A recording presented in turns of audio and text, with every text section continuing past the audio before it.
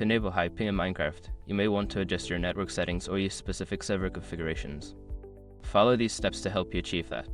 Step 1. Check your internet connection. Ensure that your internet connection is stable.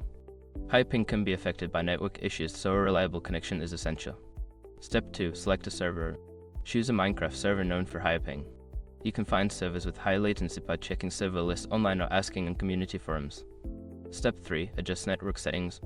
Go to your network settings and look for options that allow you to prioritize gaming traffic. This may involve adjusting quality of service QoS settings on your router. Step 4. Use a VPN. Consider using a VPN service that can route your connection through locations that may increase your ping. Make sure to choose a server that is further away from your location. Step 5. Test your ping. Once you've made your adjustments, launch Minecraft and connect to your chosen server. Use the in-game ping command or check the server information to see if your ping has increased. By following these steps, you should be able to enable high ping in Minecraft effectively. Enjoy your gaming experience.